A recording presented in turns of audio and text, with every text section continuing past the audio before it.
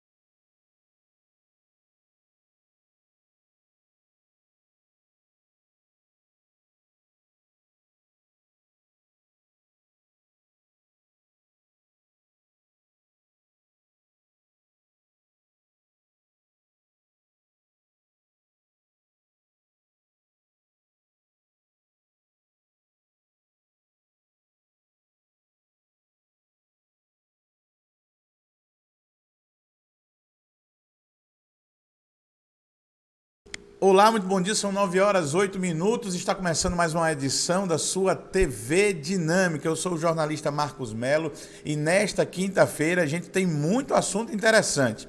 A gente vai acompanhar hoje que no próximo dia 21, na próxima segunda-feira, o doutor Pessoa vai terminar de anunciar seu secretariado. Outros 23 nomes devem ser divulgados. Desta vez não vai ser um anúncio presencial. Vai ser feito pelas redes sociais e a gente vai trazer as informações já já para você. E ainda, a gente ainda vai trazer para você as informações da Operação Acesso Negado 2 Epifania. A segunda fase dessa operação da Polícia Federal que tenta desbaratar um esquema de obstrução de investigação de uma outra operação da própria polícia. Você vai entender tudo isso já já aqui com a gente. Aliás, inclusive, teve até servidor do Tribunal de Justiça exonerado ontem, durante o momento em que a polícia deflagrava esta segunda fase de sua operação. E ainda, é hoje que a OAB do Piauí vai tentar mudar os critérios para a escolha da lista sêxtupla, ou das listas sêxtuplas, os nomes que são enviados pela instituição para a composição da vaga referente ao 5º Constitucional nos tribunais, tanto de justiça quanto do trabalho, nos tribunais onde a OAB tem esse espaço, muito provavelmente tirando do advogado a possibilidade de que ele vote em qualquer um dos candidatos. A questão vai ficar mesmo na esfera política, ao que parece. Tudo isso e muito mais a partir de agora aqui na sua TV Dinâmica. E a gente quer lembrar você que você pode participar também em todas as nossas redes sociais, no Facebook, no Instagram e também no Facebook, no Instagram e no YouTube, os comentários são abertos. Você pode participar e é muito importante para a gente que você possa passar esse conteúdo adiante, se inscrever nos nossos canais, seguir os nossos perfis e ativar as notificações. Tem um sininho, tem um joinha. Se você apertar em tudo isso, ajuda demais a gente, colabora com o jornalismo independente que você encontra aqui no seu Política Dinâmica, tá bom? Já já a gente vai mandar já os abraços, porque tem gente já na linha com a gente aí, mas vamos seguindo aqui. E ontem, quarta-feira, dia 16, foi dia de operação da Polícia Federal. É uma operação chamada Acesso Negado 2, Epifania, a operação que cumpriu mandados de busca e apreensão. Vamos trazer aqui as informações para você. E exatamente aqui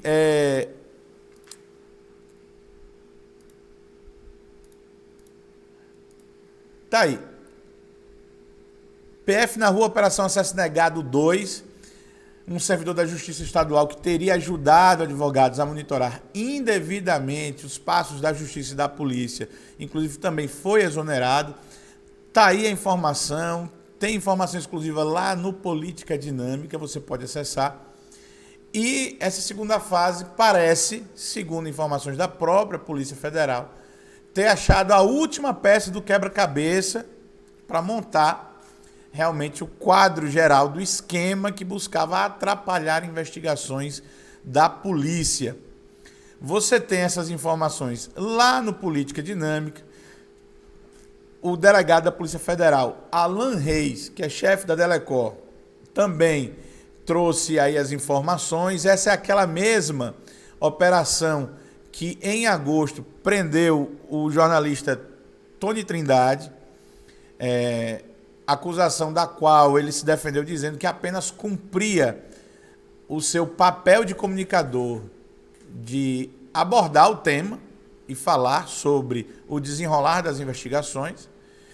E a gente vai escutar agora o que diz exatamente o delegado da Polícia Federal responsável por essas investigações e que falou em nome da polícia para explicar a Operação Acesso Negado 2. Vamos trazer aqui na tela o VT aqui, o vídeo do delegado Alan da Polícia Federal. Escuta agora. E hoje a Polícia Federal executou a segunda fase da Operação Acesso Negado, Epifania, que é um desdobramento de um trabalho inicial, que foi a Operação Delivery. No dia 1º de maio de 2020, a Polícia Militar do Estado do Piauí fez a apreensão do valor de R$379 mil no município de União, decorrente de desvio de recurso público do Fundeb. Na ocasião, esse valor, bem como os envolvidos, foram encaminhados à Central de Flagrantes e a Polícia Civil deu início às investigações. Paralelamente a isso, a Polícia Federal também realizou a parte investigativa. No dia 12 de 5 de 2020, foi executado a Operação Delivery, com cumprimento de 5 mandados de prisão preventiva e 10 mandados de busca e apreensão. No curso das investigações, foram identificados indícios de que pessoas ligadas aos investigados, bem como advogado de algum deles, estavam tentando ter acesso indevido a informações sigilosas. Diante desse fato, no dia 18 de agosto, foi executada a primeira fase da Operação Acesso Negado, com o cumprimento de um mandado de prisão preventiva e 5 mandados de busca e apreensão. Na ocasião, ainda não havia sido identificado o servidor público que eventualmente tivesse realizado o vazamento dessas informações. E no dia de hoje foi executada a segunda fase da Operação Acesso Negado, onde é apontado um servidor da Justiça Estadual que tinha uma relação muito próxima com um dos advogados da Operação Delivery e que lhe repassava algumas informações de caráter sigiloso, bem como recebia vantagens indevidas para que fizesse tal repasse de informações. Por isso o nome da operação é Epifania, que é exatamente quando você consegue montar um quebra-cabeça de um determinado fato. Bem, tá aí. Esse é o delegado Alan Reis trazendo um resgate histórico de que por que existe essa operação Acesso Negado. É uma situação preocupante do ponto de vista de que gente com acesso privilegiado, de um lado, tinha acesso às questões, às informações, às estratégias da polícia e da justiça, antecipava isso de uma maneira ilegal para advogados e, do outro lado, esses advogados conseguiam combinar versões, antecipar situações para minimizar danos aos seus clientes criminosos. Ainda ontem, vamos trazer aqui, ainda ontem, foi exonerado, ainda ontem foi exonerado, pelo presidente do Tribunal de Justiça do Piauí, Sebastião Ribeiro Martins, o servidor Yuri Alisson Cavalcante Ribeiro. Este cidadão, que atuava na cidade de Matias Olímpio, acessava informações de maneira ilegal, indevida, e repassava estas informações para o esquema criminoso. Ainda ontem, o Tribunal de Justiça realizou a exoneração do servidor. Está aí a portaria da presidência, número 2348/2020, assinada pelo desembargador Sebastião Ribeiro Martins. E, segundo o tribunal, está aqui a nota na íntegra, o presidente do Tribunal de Justiça, o desembargador Sebastião Ribeiro Martins, ao tomar conhecimento da Operação Acesso Negado 2, deflagrada pela Polícia Federal na manhã de hoje, quer dizer, ontem, dia 16, e amplamente divulgada na imprensa local, o presidente do Tribunal de Justiça do Estado do Piauí determinou a imediata exoneração do servidor citado na operação. Trata-se de servidor que ocupava cargo em comissão na comarca de Matias Olímpio. E, por fim, o Tribunal de Justiça do Piauí ressalta que estará à disposição das autoridades policiais, caso solicitado, para auxiliar nas investigações, e reafirma seu posicionamento contrário a toda e qualquer prática ilegal. Atenciosamente, é uma nota enviada pela Assessoria de Comunicação do Tribunal de Justiça do Estado do Piauí. É uma resposta muito rápida, é uma resposta que dá um recado muito claro, principalmente num momento em que o Tribunal de Justiça, há algumas semanas, foi ranqueado como sendo um dos menos produtivos, né, na composição de um ranking nacional do CNJ de produtividade de tribunais. A justiça, ela é morosa, infelizmente. Existe uma tentativa de mudar essa situação e, de repente, esse tipo de servidor, infelizmente, não é o Yuri Alisson Cavalcante, se for culpado das acusações que são feitas a ele pela Polícia Federal. Ele não deve ser o único servidor que faz esse tipo de coisa. Não parece ser alguma coisa muito fora da curva, quando advogados sabem como chegar num servidor para buscar essas informações.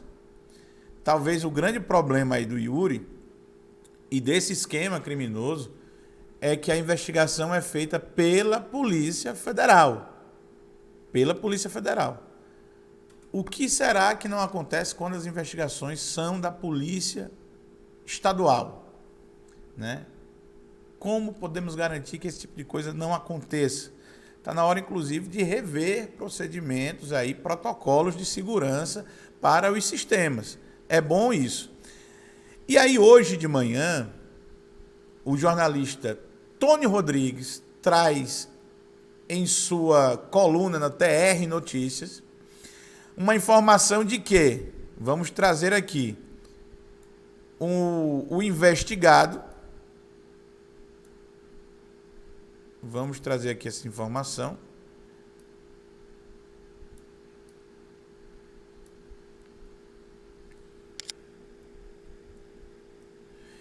investigado teria usado a própria esposa para repassar propina no esquema alvo da Polícia Federal. Informações de Tony Rodrigues, e ele diz o seguinte: um dos implicados na Operação Acesso Negado teria confessado, após prisão feita pela Polícia Federal, que recebeu 3 parcelas de R$5 mil em dinheiro, que lhe foi entregue em espécie. Ele disse ainda que a entrega foi feita por uma mulher, que seria esposa de outro dos investigados, e que os valores tinham como objetivo o pagamento por liberação de informações sigilosas relativas ao processo da Operação Delivery, em que se investiga desvios de recursos da Prefeitura de União. A Operação Delivery, para quem não sabe ainda ou não está lembrando, é uma operação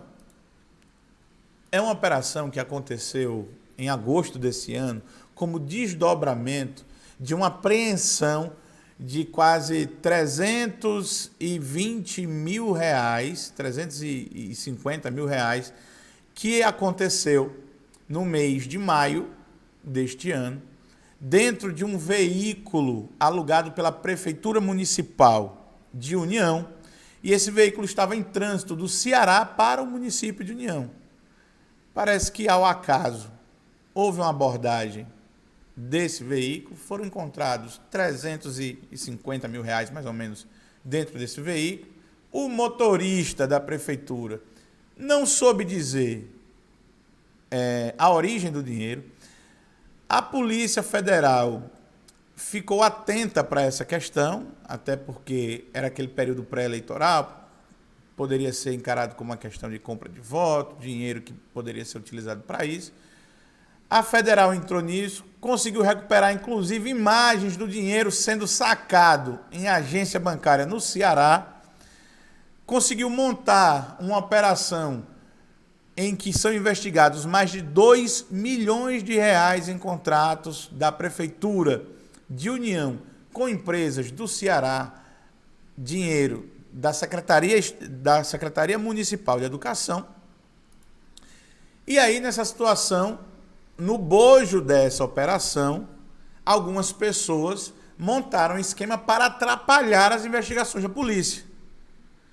E para desbaratar esse esquema, a polícia fez uma outra operação, essa chamada de Operação Acesso Negado, que teve a sua segunda fase ontem. E aqui, então, continuando, o Tônio Rodrigues traz a informação que o investigado, cujo nome ele não divulga, porque as investigações ainda correm em segredo de justiça, e apenas oportunamente será liberado o nome pelas autoridades, contou mediante oitiva, ou seja, no depoimento dele, que a mulher de um dos investigados, que prestava assessoria para a prefeitura implicada, fez a entrega do dinheiro atendendo a orientação do próprio marido. Contou ainda à Polícia Federal que o propósito do vazamento de informações processuais sigilosas era garantir aos investigados antecipação diante dos passos das autoridades, o Ministério Público, Polícia Federal e Poder Judiciário. Assim, toda vez que ocorria a movimentação no processo, o caso era imediatamente repassado aos denunciados, aos réus, e assim eles podiam adotar medidas preventivas no sentido de tentar se proteger da investigação e do processo. Como a gente já disse antes, combinando versões, né? Antecipando passos da investigação, destruindo provas, enfim. Está aí a informação, mais detalhes também você tem lá no trnoticia.com.br, o site de informação do Tônio Rodrigues. Aí mais uma operação que tomou conta do noticiário ontem aqui no Piauí. Bem, vamos seguindo aqui em frente, uma pausinha para água, e vamos mandar os abraços. Vamos lá nas nossas redes sociais. Vamos nas redes sociais e você pode participar, sempre lembrando, os comentários são abertos para críticas, sugestões, perguntas, participação, para correção.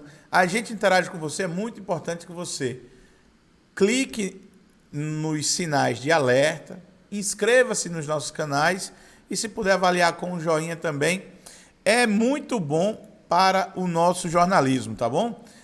Vamos trazer aqui os abraços. A gente tem aqui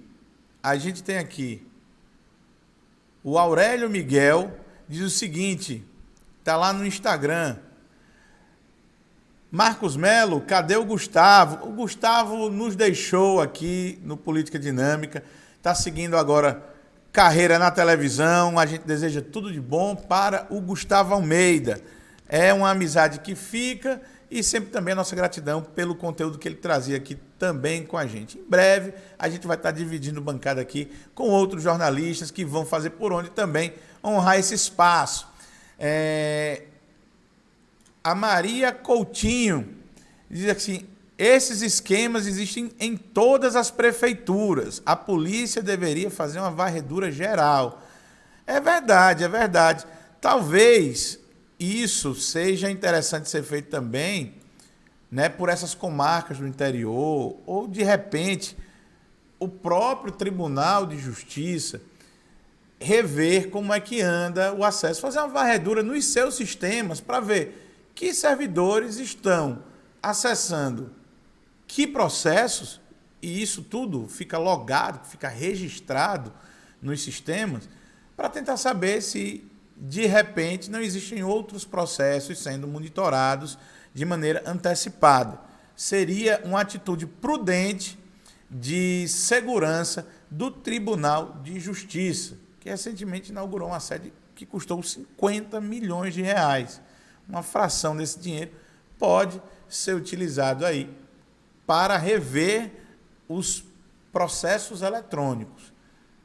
Que servidores estão acessando mais processos? Quais são aqueles que acompanham mais? Será que tem servidor acessando processo do qual ele não faz parte ou ao qual o gabinete que ele serve não tem interesse direto? Pode ser um caminho interessante de aumentar a produtividade e diminuir as possibilidades de corrupção dentro do sistema judiciário. Daqui a pouquinho a gente fala com mais gente. Vamos seguindo aqui e vamos tratar do seguinte assunto. O doutor Pessoa está anunciando o secretariado. Doutor Pessoa vai anunciar seu secretariado na próxima segunda-feira. Como é que isso vai acontecer? O prefeito eleito de Teresina, na próxima segunda-feira, não vai ser um anúncio presencial, vai ser um anúncio feito nas suas redes sociais, principalmente no Instagram. Perdão, o quê?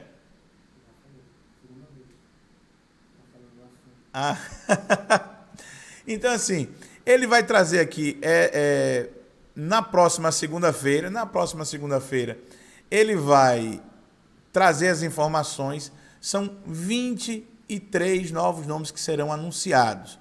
A interação ainda não sabe como é que vai ser feita com a imprensa nesse sentido, mas o doutor Pessoa disse que essa decisão de anunciar via rede social se deve por um motivo de precaução, uma vez que se vive hoje no Piauí e em Teresina um aumento do número de novos casos de Covid-19, né, do coronavírus.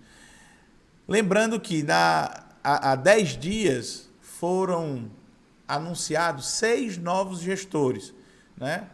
Planejamento, administração, Fundação Municipal de Saúde, Educação, Comunicação e Finanças. Todos esses a gente já conhece. Na primeira leva, ao que parece, o critério técnico foi um pouco mais levado à risca, era o discurso do doutor Pessoa, mas pelo que a gente vê nos bastidores, talvez essa segunda leva não seja uma coisa assim tão técnica, né? O pessoal está botando aí a força política para atuar nessa partilha, né? Nesse fatiamento da prefeitura, e dificilmente se escapa aí no critério técnico. O relatório de transição, e aqui é uma coisa separada, o relatório de transição, ou seja, o relatório da equipe do doutor Pessoa, que está avaliando como é que a gestão do prefeito Firmino Filho deixa a prefeitura, deve entregar as informações no próximo dia 23, ou seja, na quarta-feira. O trabalho desse pessoal deve ser encerrado amanhã, dia 18, sexta-feira. E o relatório entregue 2 dias depois do anúncio dos secretários. Assim, cada um dos novos secretários vai poder ter sua cópia de relatório da área correspondente, montar a sua equipe e começar a trabalhar para que não haja descontinuidade de nenhum tipo de serviço na prefeitura já no dia 1º de janeiro. Tá bom? Essas informações você encontra lá no Política Dinâmica e também nas nossas redes sociais. Seguindo aqui nosso programa, deixa eu trazer aqui informação. Aliás, ainda para falar um pouquinho da gestão do Dr. Pessoa, tem muita gente aí falando sobre quem vai ocupar as cadeiras, tem muita gente adiantando. Pode haver surpresas. Não é 100% correto afirmar que esses nomes estão escolhidos. É possível que na segunda-feira haja mudanças. Isso aconteceu em relação a nomes que eram tidos como certos e foram trocados de última hora no anúncio dos 6 primeiros nomes que compõem o núcleo, vamos dizer assim, o núcleo duro da gestão do Dr. Pessoa, porque a briga partidária, a briga de grupos está muito grande. Você tem, por exemplo, o PT brigando por uma SDU ou pela SENDU ou por um espaço executivo, colocando em cima a pressão de que esses espaços podem ser abastecidos com recursos do governo do estado, recursos de emendas parlamentares. A bancada do PT é grande, são 2 deputados federais, são 5 estaduais, são 3 vereadores. Então, o PT acredita que pode contribuir de maneira mais forte. Por outro lado, quem ajudou durante a campanha pode ficar sem o espaço correspondente ao tamanho da ajuda que ofereceu para que o Dr. Pessoa ganhasse, né? Mas existe sempre a perspectiva de daqui para frente. O para trás já aconteceu, nem todo mundo deve ser recompensado, mas quando o anúncio for feito, certamente a gente vai trazer aqui todas as informações a respeito dos nomes que ocupam os cargos. E se o critério técnico foi obedecido para a ocupação de cada uma dessas vagas. A gente pode até depois fazer o balanço de que o que foi que pesou mais. Foi votação? Foi perspectiva de trabalho para o futuro? O que é que passou pela cabeça do doutor Pessoa na hora o que é que deve ter pesado mais na hora de decidir que nome ocupa qual lugar nessa administração? Já já a gente vai ficar sabendo. Tá mais perto do que longe, não? Pois vamos lá. Deixa eu trazer aqui informação. A gente tem sido bastante procurado por inúmeros advogados muito preocupados com a gestão da OAB. A OAB, que em outros tempos foi muito mais do que uma entidade de representatividade da classe dos advogados, ela era uma instituição bastante respeitada do ponto de vista macro mesmo, como instituição relevante, na hora de criticar, na hora de dar suporte a algum movimento social, enfim. Nas últimas gestões, tem sido, pelo menos aqui no Piauí, talvez dê para a gente fazer, inclusive, um paralelo ao que está acontecendo também na esfera nacional. Ela tem sido reduzida a um papel pequeno, político, partidário, com interesses bastante específicos daqueles que têm a gestão da ordem, seja nas seccionais, seja na sede nacional. Aqui no Piauí,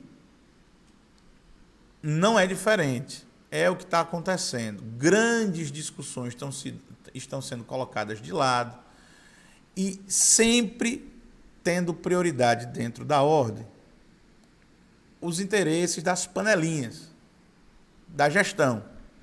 E isso tem deixado muitos advogados preocupados com o caminho de uma instituição que parece ir definhando com o tempo. Pois bem, hoje, dia 17, logo mais às 15 horas, o Conselho Seccional da OAB vai se reunir para tratar de várias pautas. Dentre as pautas que o Conselho Seccional vai debater, tem a pauta de número 7, que já está na pauta da sessão ordinária, publicada há 2 semanas. Resolução número 4 de 2020 dispõe sobre a elaboração da lista sextupla de advogados relativa ao 5º constitucional a ser encaminhada aos tribunais de competência territorial sobre o Piauí.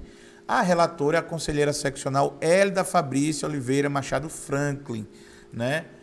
Uma pessoa bastante ligada ao presidente Celso Neto, uma pessoa que, segundo fala-se nos bastidores, só faz o que o presidente quer. Ela é a relatora. Qual é o receio dos conselheiros? A reunião vai ser presencial, vai acontecer no auditório, hoje às 15 horas. As pessoas estão telefonando para cá, estão mandando mensagem, vários advogados, dezenas deles, muito preocupados com a possibilidade de hoje acontecerem 2 coisas em relação a essa lista sextupla. Como é que acontece normalmente? Inclusive regras que foram estabelecidas pela última gestão. Qualquer advogado que se sinta enquadrado nas especificidades, né, nos critérios para ocupar as vagas, seja no Tribunal de Justiça, seja no Tribunal Regional do Trabalho, em qualquer lugar, se inscreve. Quantos quiserem, 30, 100, 200. Esse pessoal é votado por toda a advocacia. Toda a advocacia. Os 18 mais bem colocados numa votação aberta seguem para uma votação fechada dentro do Conselho Seccional. 18 nomes. Daí se escolhem desses 18, 6 nomes. Esses 6 vão para os tribunais, por isso a lista sexta. Os tribunais escolhem 3 nomes e, dependendo da esfera de atuação, ou o presidente da República ou o governador do estado tira aquele último nome, né? Escolhe dentre lá. Em todos eles, algum critério de votação vai dizendo quem teve mais voto, quem teve menos voto. Então, advogado A teve mais voto popular, advogado B teve mais voto dentro do Conselho Seccional, advogado C teve mais voto no escrutínio dos desembargadores, enfim, e a lista tripla chega para governador ou para o presidente, no caso Jair Bolsonaro ou Wellington Dias. A expectativa é que se corte a participação dos advogados nessa votação geral. Nos bastidores se fala que essa eleição para todos os advogados ela é muito cara para quem quer garantir a presença na lista. Porque a pessoa tem que rodar vários municípios do Piauí, você tem que ficar fazendo almoço, jantar de confraternização, pagar uma coisa e outra aí para se encontrar, enfim. Não quero dizer compra de voto, mas não parece ser muito diferente do que acontece com vereadores, deputados, enfim. Eles querem passar para que não aconteça um caso, de repente, de entrar muito bem colocado alguém que desagrade a atual gestão da OAB. Querem pular direto para a parte política. O Conselho Seccional, os advogados se inscrevem e o Conselho Seccional é que vota direto a lista sextupla. Aí fica mais fácil de você compor essa lista com aquelas pessoas que são mais ligadas aos seus interesses. Existe um outro problema. A OAB vai indicar já agora, no comecinho do ano, uma vaga no Tribunal Regional do Trabalho.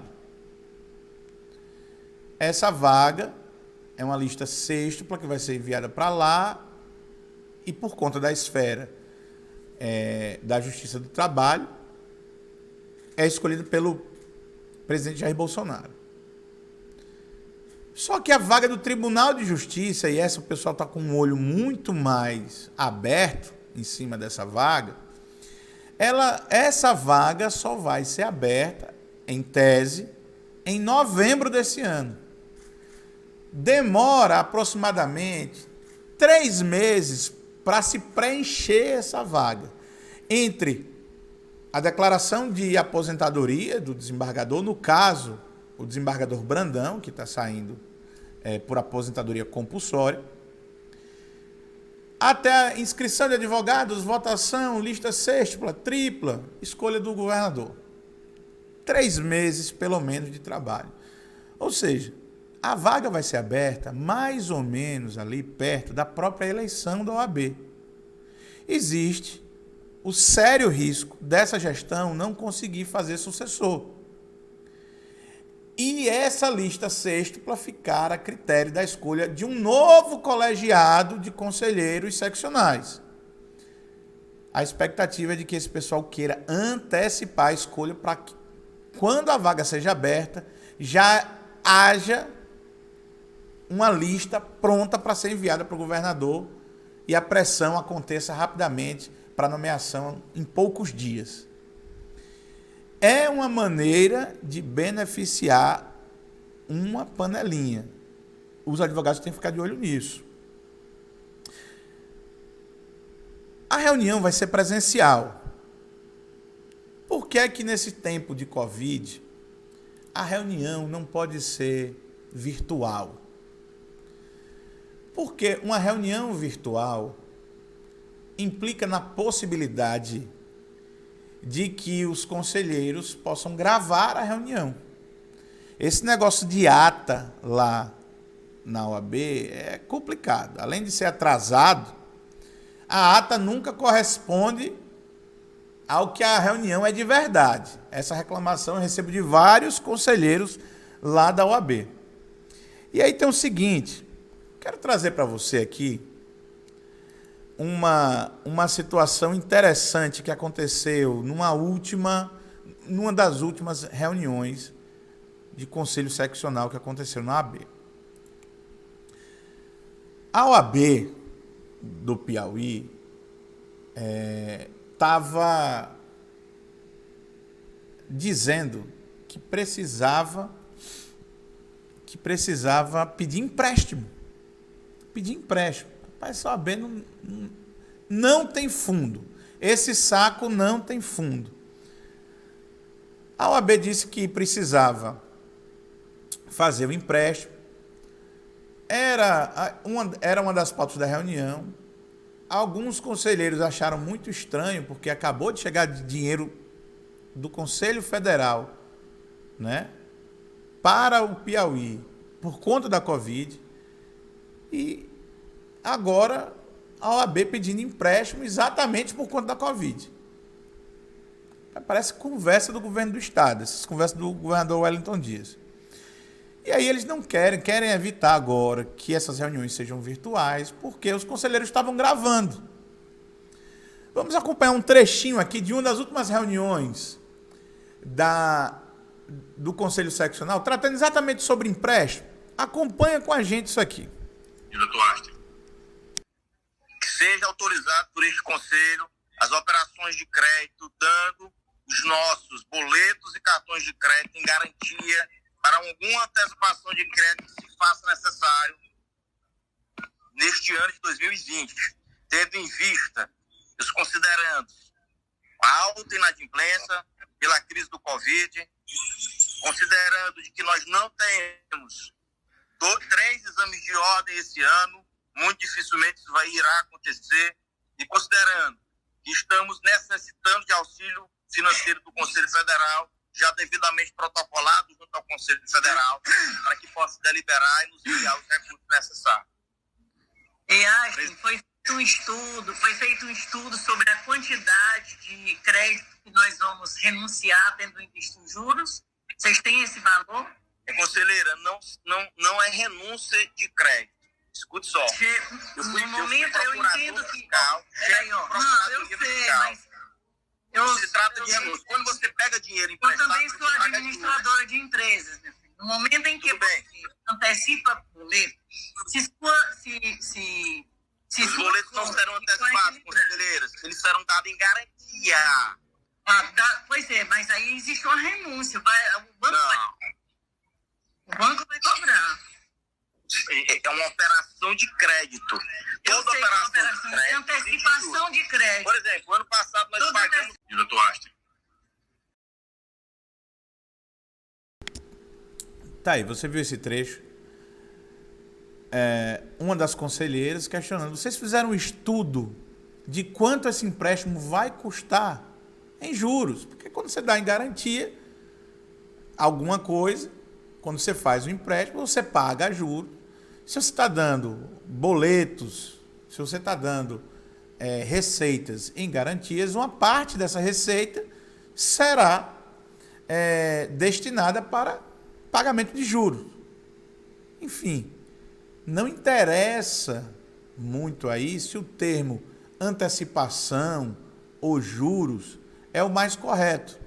O que interessa é saber qual é o impacto financeiro na instituição a respeito dessa situação. A garantia que está sendo dita aí pelo conselheiro, pelo tesoureiro, pelo diretor tesoureiro da Ordem, Astrid Sepúlveda, é a receita que os advogados pagam usando o cartão de crédito na instituição. Agora, quanto é que custa esse empréstimo? De quanto é o empréstimo? Qual é o juro? Qual é o ágio que tem para você antecipar esse tipo de receita? É um empréstimo que vem para tapar buracos abertos pela crise da Covid. Vários advogados nos procuraram perguntando: Marcos, o que esse pessoal fez com 800 mil reais que chegaram do Conselho exatamente para dar suporte à Ordem e aos advogados do ponto de vista institucional e pessoal durante esse tempo de pandemia? O que é que foi feito? Alguns reclamam de reformas que foram feitas na instituição, talvez não no momento mais adequado, exatamente por conta da Covid. Alguns reclamam de uma pós-graduação que foi feita, uma pós-graduação que não parece ter sido uma coisa de urgência e necessidade de primeira ordem. E o quanto desse dinheiro que era da Covid foi repassado para essas questões? A OAB ainda não respondeu aos advogados, a transparência não é tão boa, mas buscando lá no site da transparência, vamos trazer bem aqui.